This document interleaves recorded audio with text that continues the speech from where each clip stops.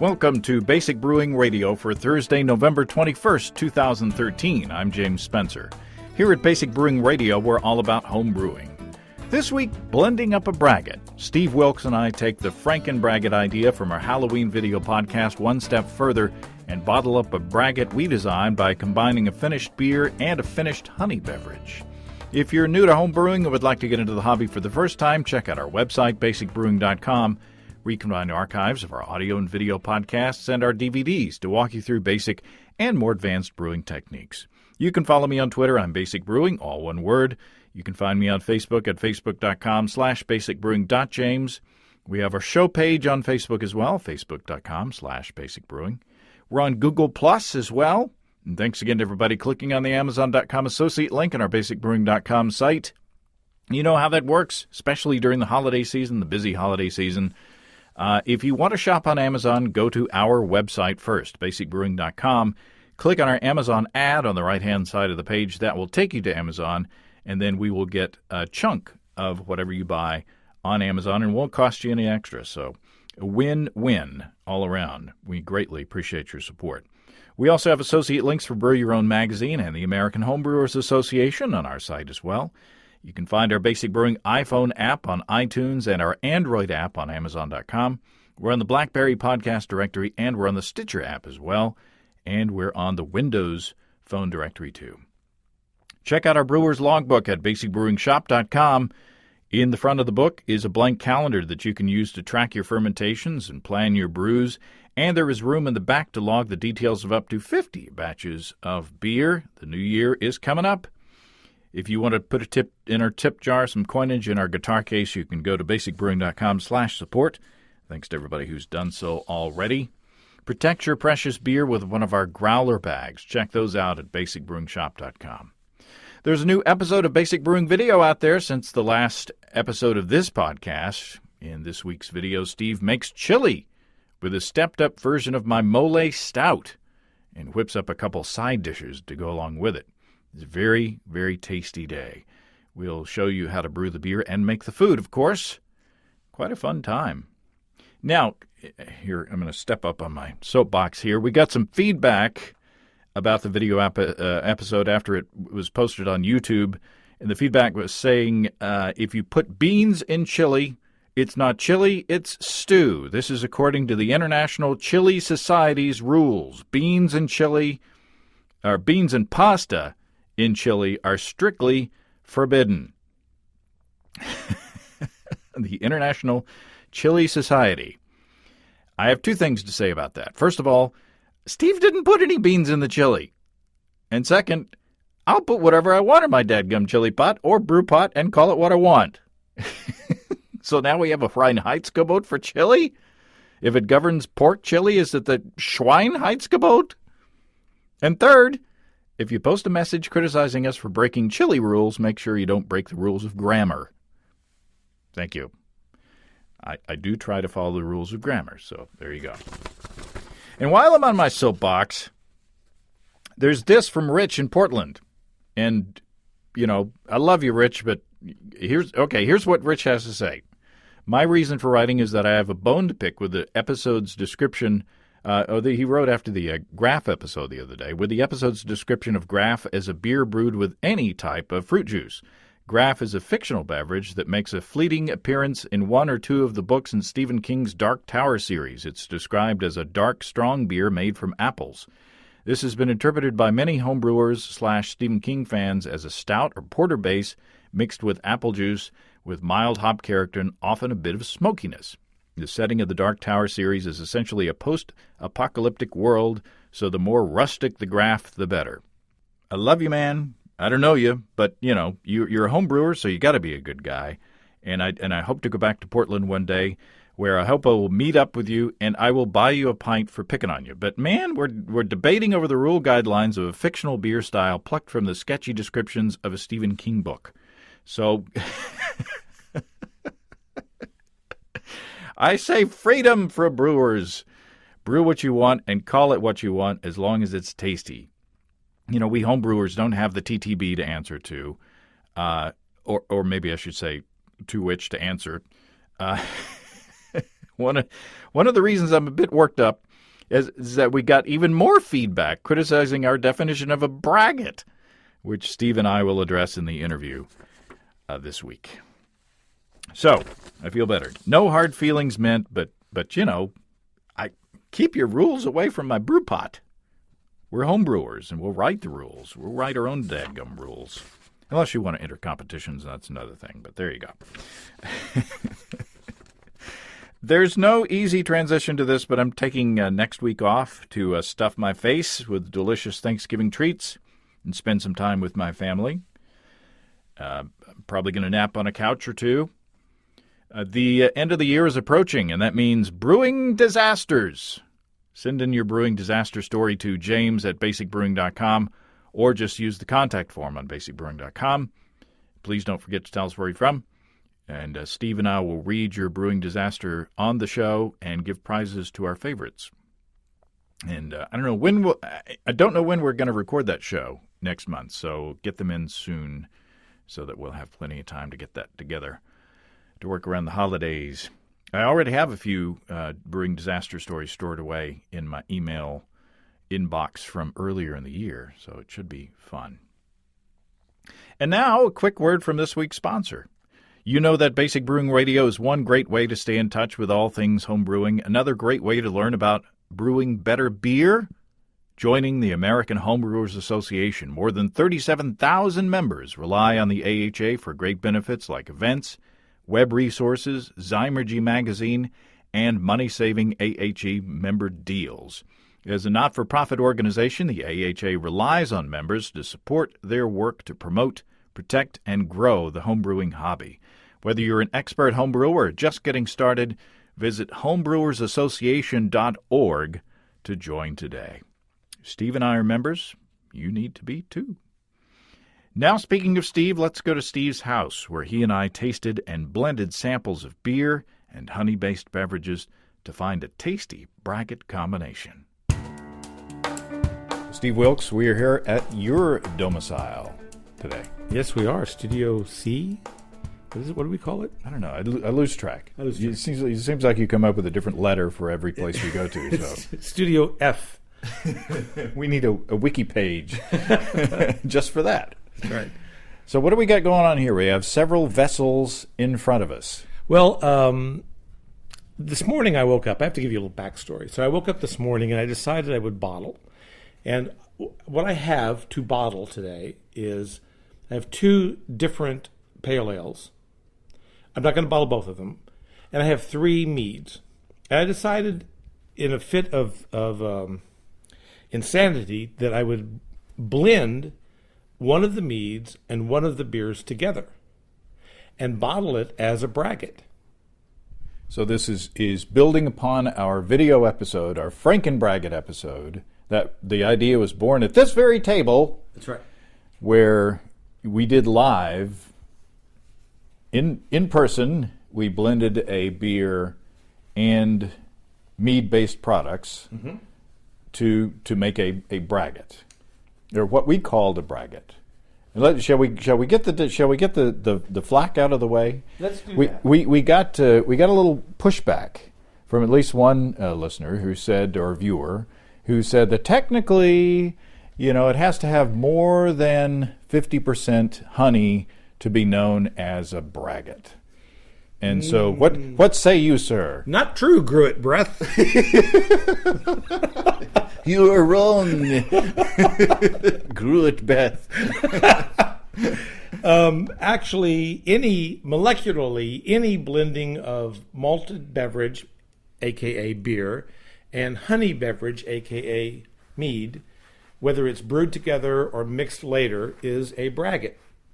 Beer Advocate tells us that, and I will quote them, braggot is simply made by blending spices and herbs and with mead and beer to produce a strong concoction with uncommon flavors. Many taverns would make this blend right at the bar. As we were doing. Though brewers will also blend them as well. And this is a medieval definition. This is from Chaucer's time. And braggots were mentioned in the Canterbury Tales, by the way. So, and that was always my understanding of it, that there was no particular definition that would be kind of like a BJCP kind of thing.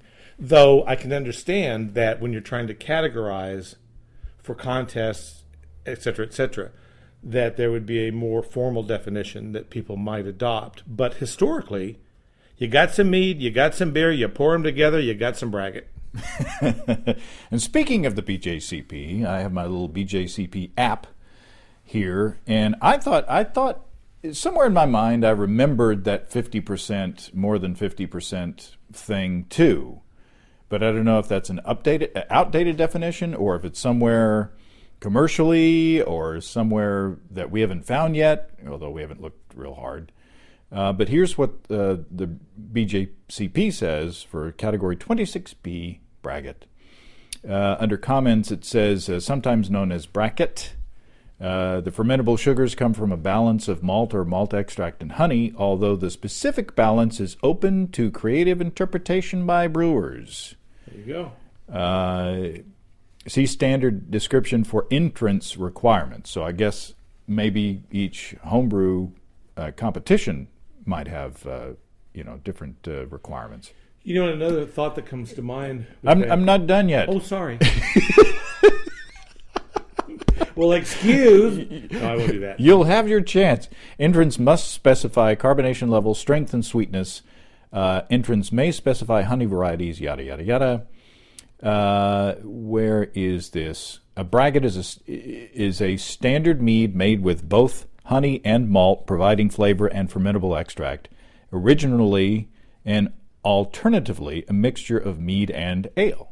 Yeah. What you said. A braggot can be made with any type of honey and any type of base beer style.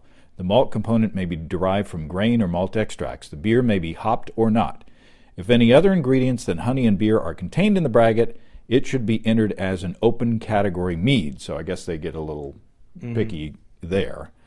So anyway, it goes on. But so there's really, as far as the balance of honey and beer or mead and beer, they don't get specific. No, and what I was going to say is that I can understand for competition purposes why you would want to kind of formalize the definition.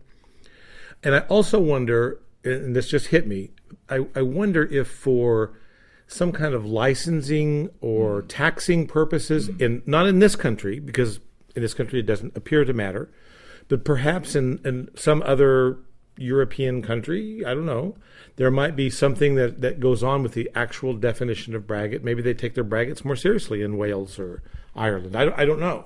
Well, I believe that those who are licensed to be a brewery here in the United States can't make. I'm treading on thin ice here. Yeah. But I think that say one of the local breweries here could not make a mead. I because would agree with because that, there's no grain in it. Right. Yeah. But they could make a honey beer. I think they could. Maybe it's the federal definition that we're getting into. Maybe it's the TTB that we're talking about. So maybe but as far as you and me, we don't, and the rest of the world, yeah. For all of us guys who are just making 2 or 3 gallons of something every now and then, this works.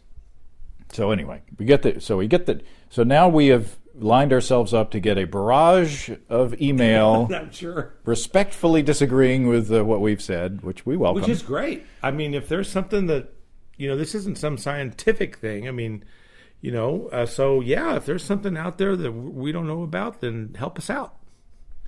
So what do we have here before us? Okay. So here's our task at hand before we bottle anything. I pulled a sample of 3 of the meads, which we've featured all 3 of these in different shows. There's a ginger metheglin. There's a sizer, which is kind of a Christmassy or holiday sort of thing. And there's a piment where I use some local table grapes. So I pulled those 3 meads, a little sample of each.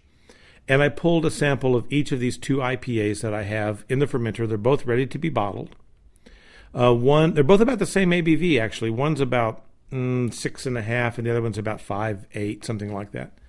But what we're going to do is we're going to do a little blending, a little tasting, and decide, you and I will decide which of these 5 ingredients, or 5 components, we will blend together And I'm going to do it in equal parts. I'm going to do 50% mead and 50% beer, regardless of the choice, I think. And so we'll pull a gallon of mead, we'll pull a gallon of wort or beer. Actually, it's beer at this point. Mm-hmm. And then we'll blend that together, and then I will prime it and bottle it, and we'll have our braggot. We've never done anything like this before. No, never.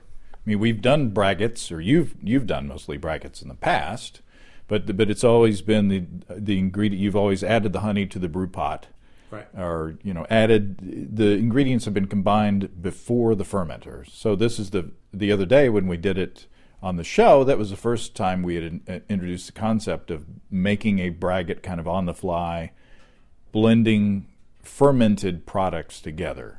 Exactly. So, yeah, and what we liked about it was that we felt like we could control the honey flavor. We could control the finished product more carefully. Mm. At least that's what we were thinking that day after many samples of braggot. Don't give away our trade secrets. Well, the idea was that it worked really great, and we thought, and then I obviously had the idea, well, why can't I just take some of this and some of that and blend it together? All of these samples, the meads and the 2 beers are done. They're not going to ferment anymore. Mm-hmm. So I'm not worried about bottle bonds.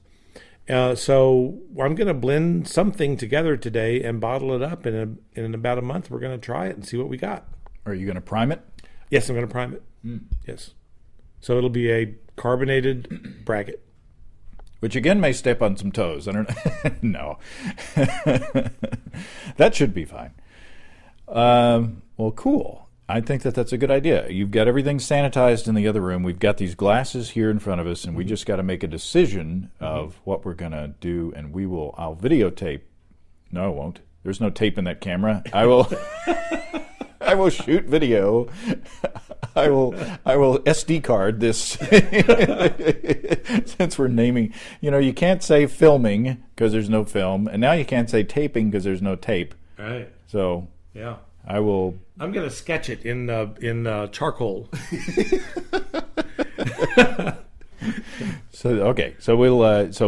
I will shoot video of you doing this for a future video podcast, so people will have to look over that. So do you want to, shall I just do the blending here? I'm going to do 50-50. Well, we should taste the individual ingredients first, sure, don't you think? Yes, absolutely. So introduce what we got here as we go along. We've been doing a lot of tasting on the show lately. I know what's up with that. I'm okay with it. I'd be interested to see what feedback everybody has, whether they enjoy this kind of thing. I think people enjoy our interactions, and you're literally taking a tablespoon of each of the which is this? Pine? Okay, this is a ginger metheglin. She's my favorite actress. Yeah, I love her. So cheers. Cheers. Dead silence. Yeah.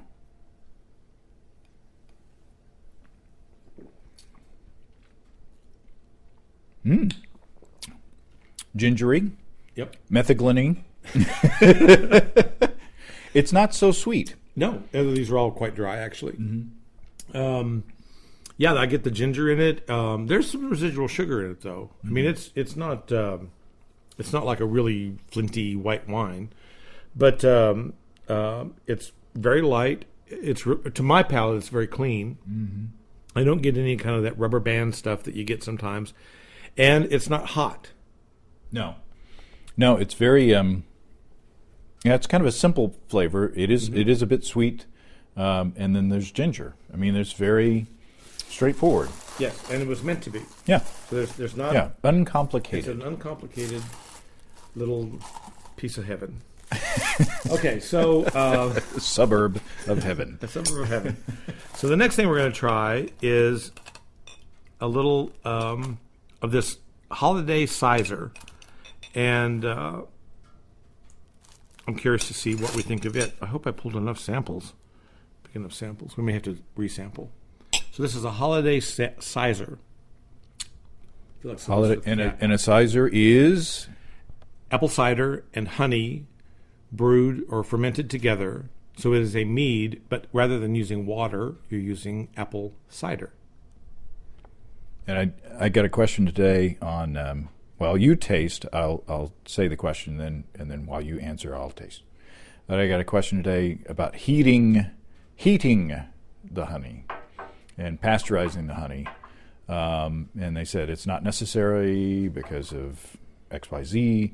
And I think our position is that we heat honey in order to make it more easily diluted and to blend it with the water. I don't think we necessarily bring it up to 60 degrees Fahrenheit and hold it for a certain amount of time. Do we? Do you? I don't. I don't. I used to. When I first started making making mead, the first couple of meads I made, I boiled it. I didn't know any better. But you know what? They were okay. They were perfectly drinkable. Everybody loved them. And then I went through a period of pasteurizing everything because I was scared to death. And now I don't. I heat it up enough to make the honey flow so it comes out of the jar okay and I don't have a lot of waste. And that's about it because the honey has so little nutrients. It's kind of, it's a very stable thing. It doesn't spoil on its own. And I figure with a good yeast pop, a good healthy yeast inoculation, the good bugs are going to overwhelm any bad bugs, and I don't worry about it. Mm-hmm. I think that the Redstone Meadery does pasteurize, but they're a commercial facility and that may enter into it. So the sizer is cidery, a bit, appley. Well, not cidery because that's considered an off flavor, but or at least in beers, but it's appley and spicy. There's lots of spices in there. Mm-hmm. But again, not overly sweet. No, in fact, all three of these meads are pretty dry. I tend to make pretty dry meads. I don't make show meads. Dry sense of humor. Dry sense of humor. Try something. Anyway. So we're on to tasting number 3. Mm-hmm. Number 3, which is... No, wait, that's what we just tasted. I think it's this. Right. The Piment, right? I mixed up.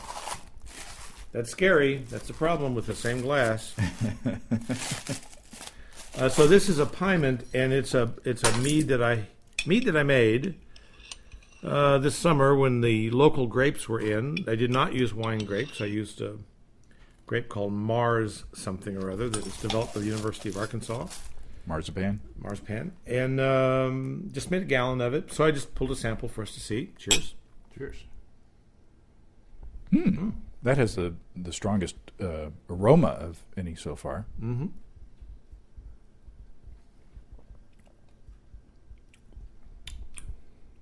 That's dry. It's drier than I expected. It has a very fruity aroma, in my opinion. You can really smell the grapes. Yeah, you it's can. Kind of a sweet amazing. Aroma. It's kind of mismatched. Yeah, that's really dried out a lot. This is the second time I've tasted this little guy.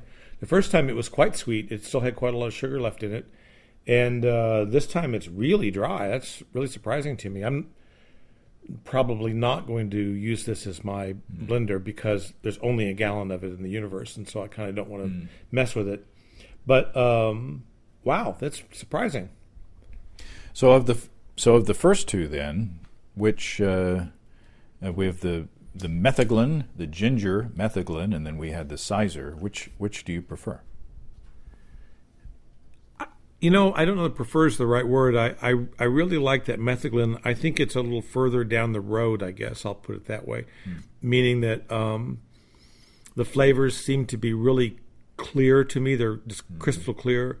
My palate kind of knows what's going on with that, and I always appreciate that. And it just seems like it has a really nice, bright flavor. The sizer, it's good. In fact, it's quite good. I think that I get a little bit of a kind of a Band-Aid nose off of it still. And maybe you don't, maybe I'm just, inventing it, but I just get a little bit of that, like this needs to set a little bit longer kind of thing. And so I'm not sure. It's not, and I think it's a little hotter. So I don't know. Well, I have some preconceived notions as far as the metheglin, the ginger component of the metheglin, and the beer. We haven't tasted the beers yet, though. No, we haven't. In fact, we should do that. So let's do that. And I have some preconceived notions of which I think would be interesting, assuming that these are American hoppy beers. And they are. So the first beer is like a 5.7% American Pale Ale. Can't remember the exact grain bill, but it's got some Golden Promise and some wheat and some Crystal and a little Victory in it, that kind of thing.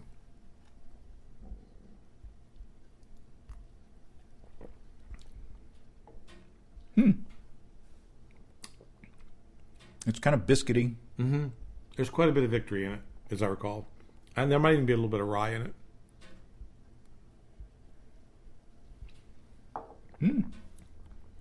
To me, it's kind of more about the malt than the hops. Yeah, it's not a very hoppy beer. It's not. Of course, it's not fermented. I mean, carbonated. But right. Wow, that's really good. I mean, it's tasty. Yeah, it's got that nice British thing going. Yeah. So yeah, for sure. Okay, so that's beer number one that we might blend with the mead. Here's beer number two. And the body, even though it's not carbonated, the body is substantial.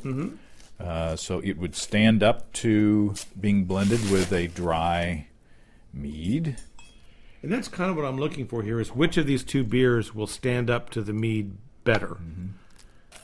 Now, at least on paper, this one should, because it's a little bit bigger beer. It's got more crystal in it. It should have a little bit bigger mouthfeel. We'll see. Okay.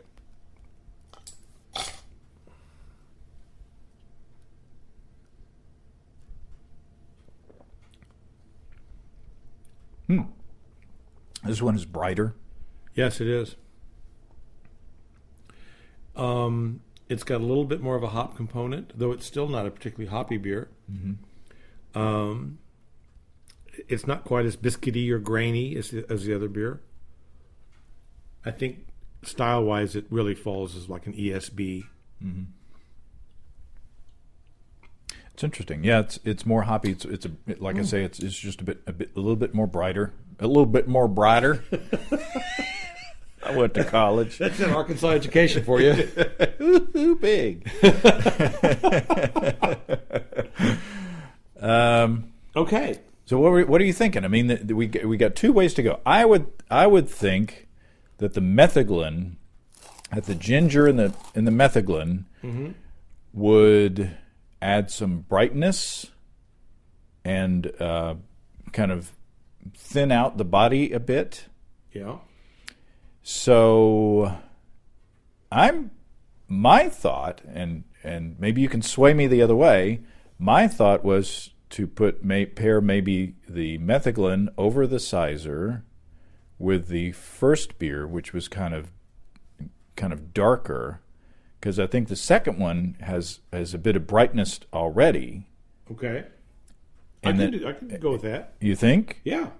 So we'll do the first beer with which was the lower gravity beer, only by about a point, but a little bit lower gravity beer, not very hoppy, very kind of really biscuity, kind of bread-like, and we'll pair that with the ginger metheglin. So let's do a blending. Let's do that. Okay, we're gonna put that aside. We're gonna put aside the things we're not going to use. This is riveting radio. Well, I mean, it's the creative process, and I think that this is the kind of thing that inspires me. I mean, it's like, oh well, that sounds fun. I could do that. Well, yeah. Okay, so I'm going to do equal parts. Okay. Because I don't know what else to do.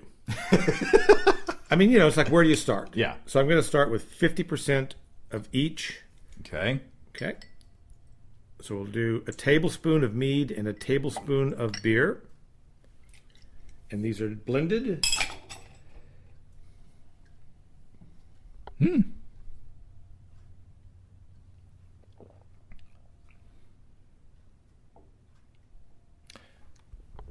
That's pretty good. That really good. That's good. Oh, because you get that ginger component in there. Yeah. And then you get that blended with the and the mead did brighten up that the kind of and it's not heavy. It's just a substantial mouthfeel. It's not a watery beer at all. And that together. Wow. And it's interesting because it's different from the ones that we were doing the other day. Yes. It's another completely new animal that's come out. What I'm surprised about is how much of that ginger just pops right through. Yeah. It's like a lot of times, I like to use ginger in beers, and I'll make, pale ales and add some a ginger component to them to brighten it up. This really brightens it up. You really catch that ginger and that little bit of sweetness from the honey carbonated. This is going to be killer. Yeah. Well, there you go. Let's just, for the heck of it, let's try do the other one. So I'm just curious to see what we think. Of course, this isn't, we're not doing these blind, obviously, so... no. Let's see what We've got enough glasses that we don't know what we're doing. Yeah. So we're going to do this somewhat bigger, chewier beer. In a way, it's not chewier. It's bigger. But it's brighter. It's already bright. And for the heck of it, let's do the... Do the sizer? Let's do the sizer. The first one, there you go. The other one's pinker.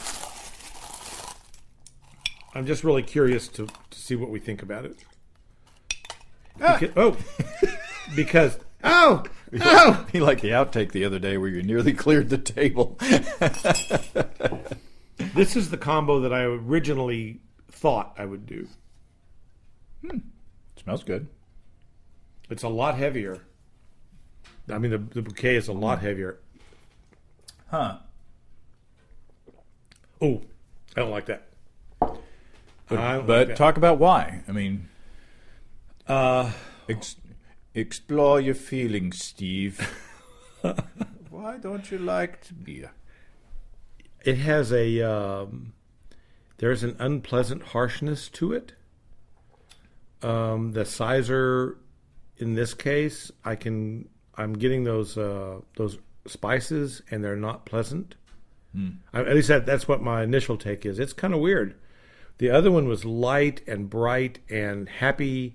It was kind of like a Teletubbies party in your tummy. Uh-oh! This is more like Dr. Strangelove. Gentlemen, this is a war room. There's no fighting in the war room. What do you think? Then this would be named the Precious Bodily Fluids Braggot. Yeah. Well, I think that I agree with you. I think that there's a clash going on, and I think it is the brightness of the hops that were there, and then the sort of brightness from the spices. I think that there's a little fight going in there, and neither one is winning, and I think it's just an ugly confrontation. Yeah, I couldn't agree more. So. That's very interesting because in my mind, when I was getting all this stuff out this afternoon, I was thinking, well, this bigger, chewier beer, which because I hadn't tasted it at all, with this bigger, chewier mead would be great for a Christmas time thing. And I'm so glad that we did this before we wasted a gallon of each of those because it's not very pleasant. Yeah. Very interesting. Well, separate, they're good. And separate, they're very good. But then together, not so much. Yeah. It's a little like the Captain and Tennille.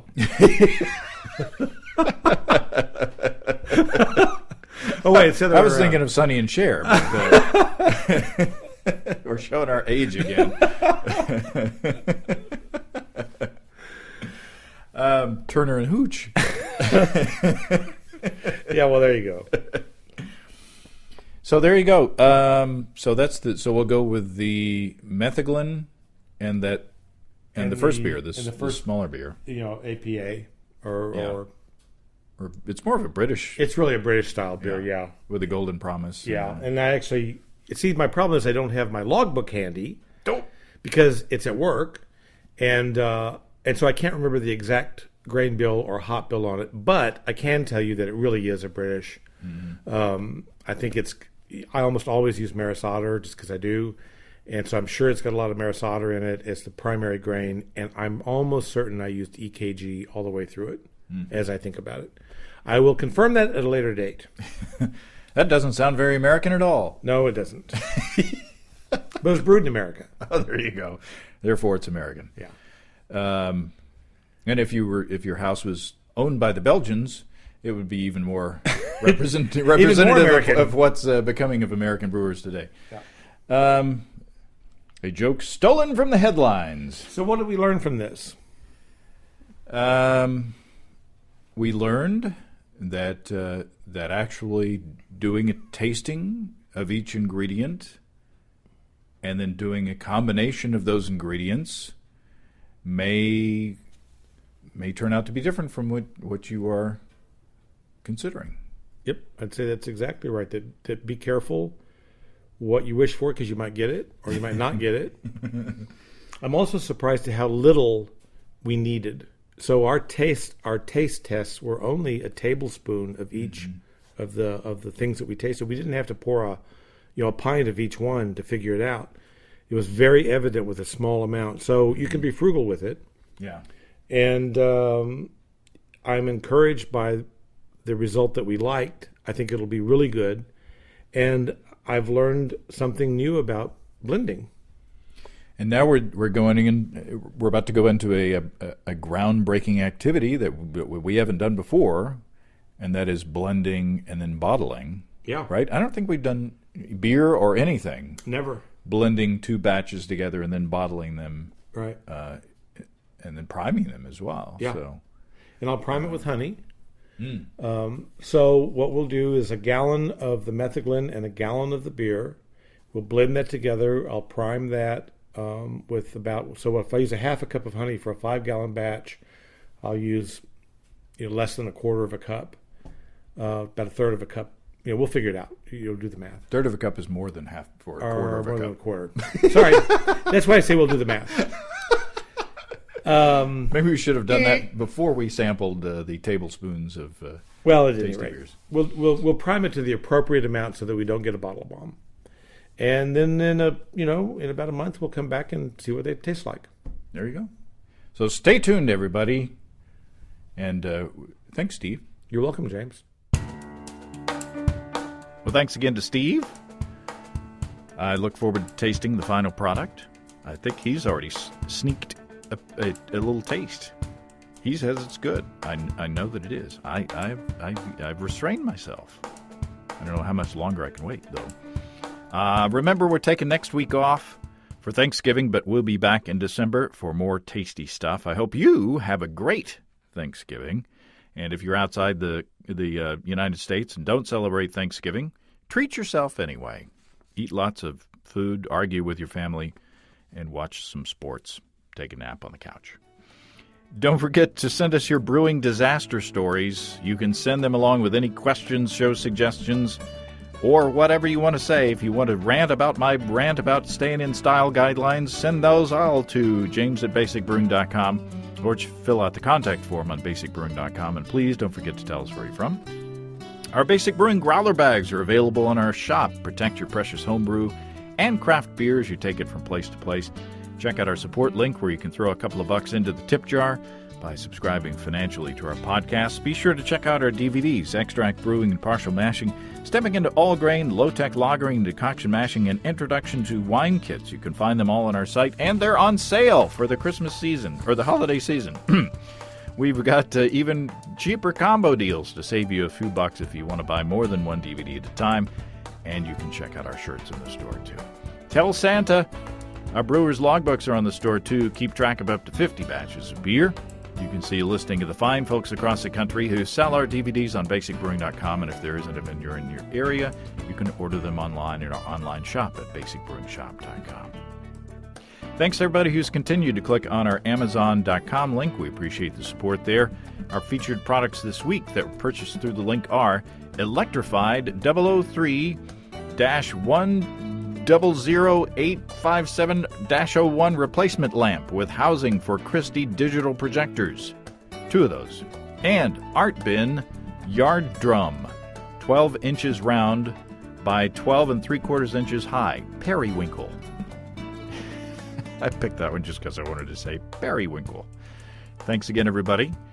And remember, I can't tell who bought what, so no worries there. Just click on the Amazon.com logo on our site the next time you feel like Amazon shopping. We greatly appreciate your support, especially during the busy holiday season. And don't forget, you can also join the American Homebrewers Association and subscribe to Brew Your Own magazine through the associate links on basicbrewing.com. That's all until next time. Until then, thanks for listening, everybody. I'm James Spencer. Production help for Basic Brewing Radio and our website is provided by Kelly Dotson. Basic Brewing Radio is a production of Active Voicing. We'll talk to you next time, everybody. So long.